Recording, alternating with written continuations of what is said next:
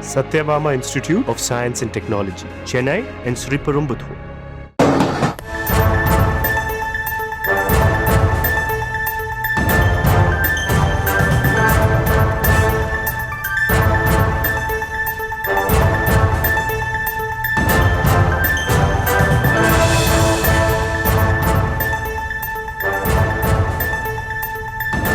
அண்மை செய்தியாக பார்த்து வருகிறோம். தமிழக காவல்துறை சைபர் குற்றத்தில் ஈடுபடுவதாக வந்த தகவல்படி இதுவரை 136 ஆப்புகளை முடக்கியுள்ளதாக ஏடிஜிபி சந்தீப் மிட்டல் தெரிவித்திருக்கிறார். இது தொடர்பான அண்மை செய்தியை பார்த்து வருகிறோம்.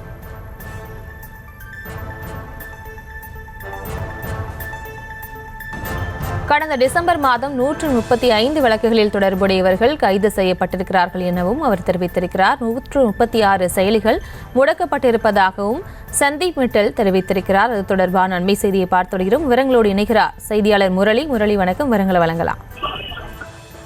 வணக்கம். தமிழகத்தில் சைபர் குற்றவாளிகள் அவர்களுடைய குற்றங்களை அரங்கேற்றுவதற்கு பயப்படுவதாக ADGP cyber crime ADGP Sandeep Mittal தெரிவித்திருக்கிறார். தொடர்ச்சியாகவே தமிழகத்தில் அதிகமாக சைபர் குற்றங்கள் நடைபெறுவதாக தெரிவிக்கப்பட்டிருக்கிறது. அதன்படி சென்னையிலும் சரி தமிழகம் முழுவதும் 1930 என்கிற சைபர் தொடர்பான குற்றங்களை புகார்களாக கொடுக்கலாம் என தெரிவிக்கப்பட்டிருக்கிறது. அதன்படி தொடர்ச்சியாக சைபர் குற்றங்களை அரங்கேற்றும் நபர்களையும் கண்டுபிடித்து போலீசார் கைது செய்து வருகிறார்கள்.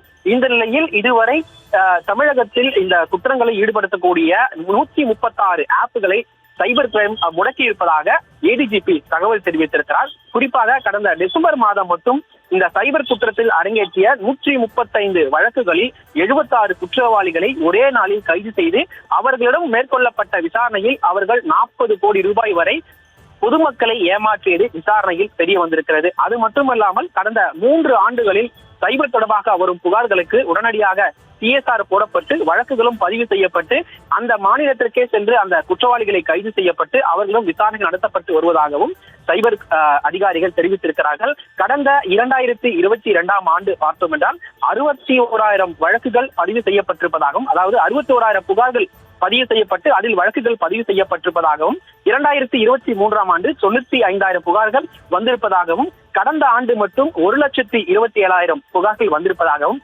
அந்த அனைத்து புகார்களுக்கும் CSRகள் வழங்கப்பட்டு வழக்குகளும் பதிவு செய்யப்பட்டு குற்றவாளிகள் கைது செய்யப்பட்டு வருகிறார்கள்.